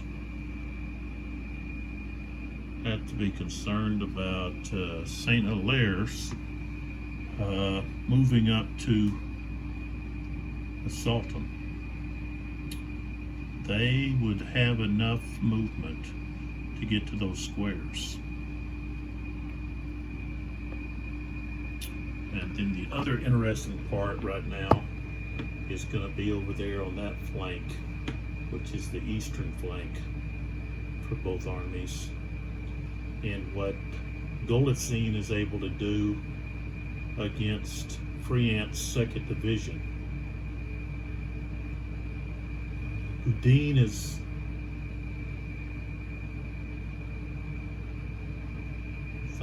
he's lost some of his units, artillery and so forth, I believe. And a lot of that looks like it's part of the 7th, not actually his. So I know he's got some losses there.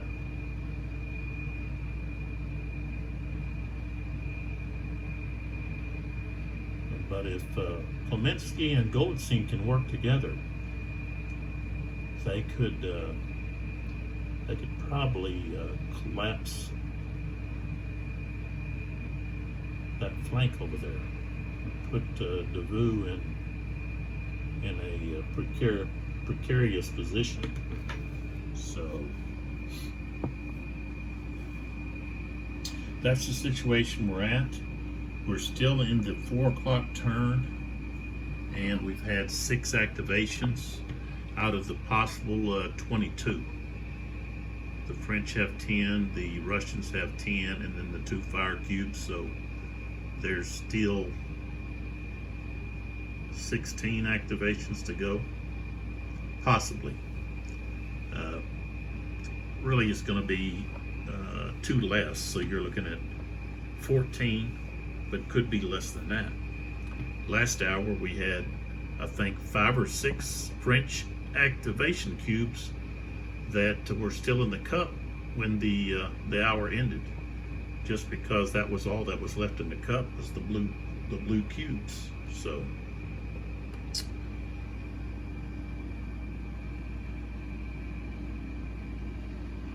okay, we'll pick up with the battle in the next video. Appreciate your support.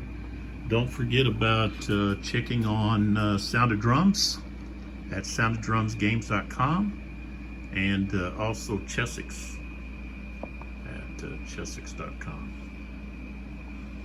And for those that have been watching the battle taking place next door there, on the next table, which is Sedgwick Attacks, Volume 10 of the American Civil War series by Revolution Games, using Herman Luttman's blind sword system. I decided to go ahead and start with that because I'm anticipating the new volume to arrive at some future date, which will be Shiloh the first day, and I'm interested to see what all that volume contains.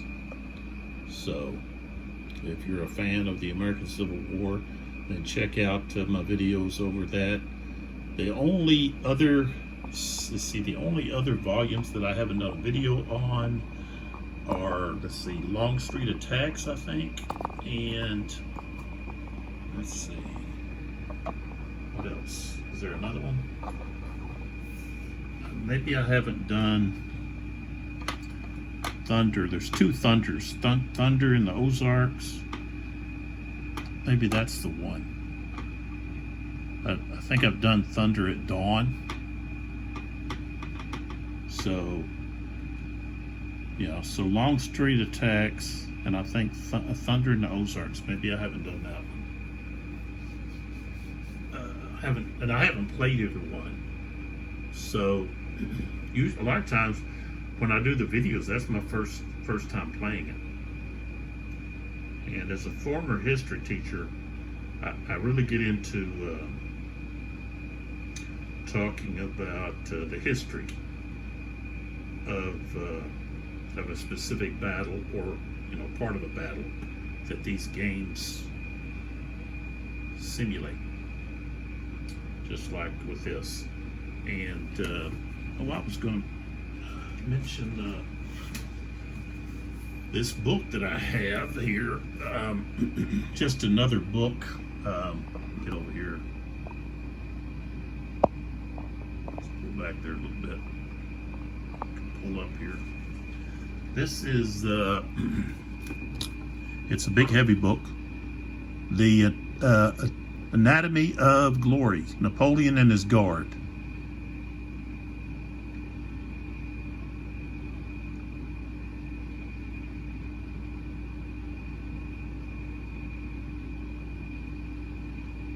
Henry Lashuske, maybe?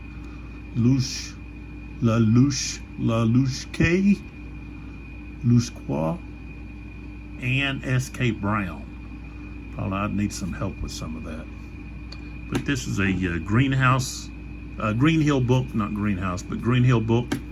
Wonderful painting here on the cover.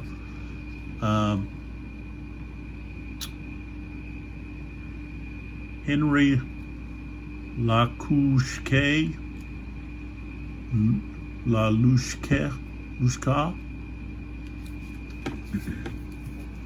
French-speaking people can help out with that. And it's just so big, the book is.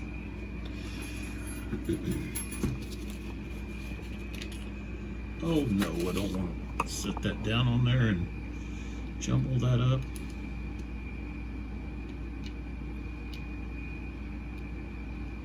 I think I messed that up. Yeah. So, yeah, I'm not going to be able to do it that way. I've got to set this like so. But what I wanted to do here was, this has some information about the Eylau, and a lot of good drawings and pictures and so forth in this book. But this here we're on like page 88 here in the book, and it's talking about the Russian, the Eylau battle, and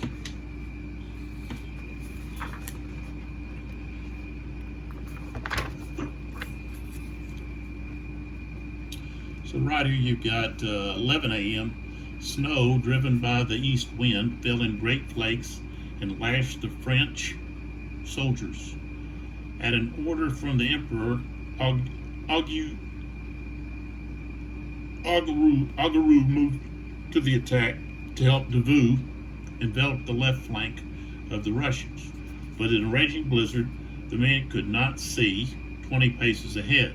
So at 11:30, a lull, blinded by snow, Augereau's divisions bore too far to the left and marched to within 300 paces of the Russian front, bristling with 72 guns. Now this would be like the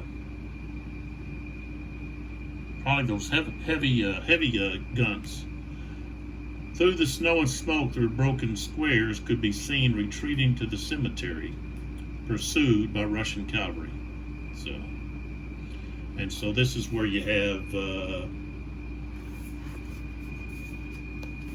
Marat, okay, gather up the cavalry to put a stop to this. So the emperor ordered Dalman forward with 6 squadrons of chasseurs.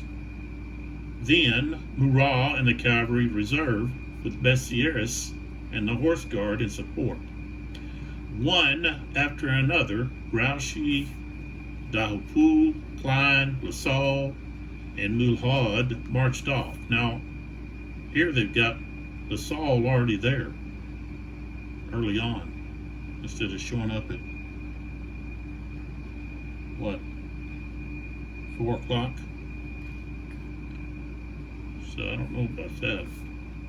But then you have Lepec. Okay, heads up, by God, Lepec cried to his horse grenadiers as they waited their turn, sometimes ducking the bursting shells. Those are blitz, not turds. So that's that famous phrase. Behind the big hill, 6 squadrons of chasseurs and Mamelukes charged. Twice the squadrons of the guard overran the Russian mass, knocked out their artillery, then ran over them in the opposite direction. Returning to the attack, they forced them back and broke the resistance, but at the cost of heavy losses. So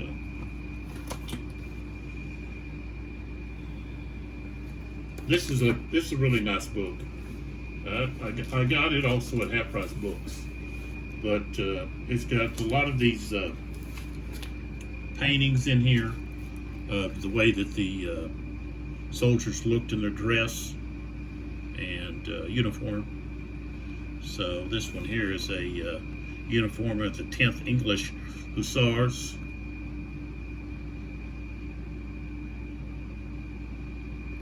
And then we have the Chasseurs Avel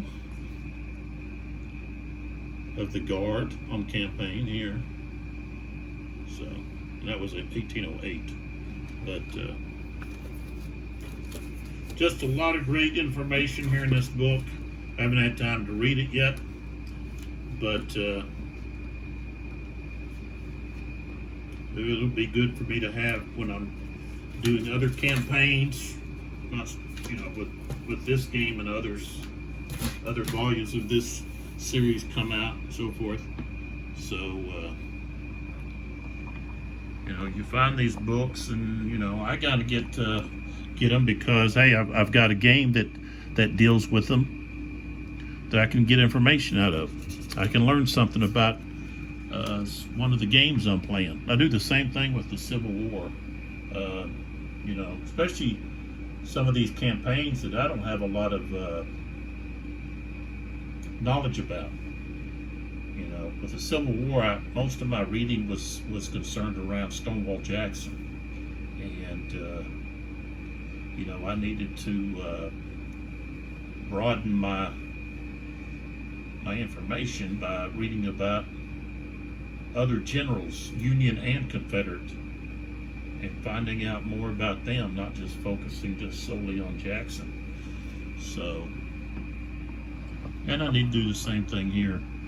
And as I've said before, Davout is my favorite marshal, but Blucher is, of course, my favorite Napoleonic character, personage. so forth. So, all right, so we've had 6 activations so far, 3 Russian, 3 French, and the next video will pick up right there where we've left off. And again, thanks for the support. Come on back, see what happens.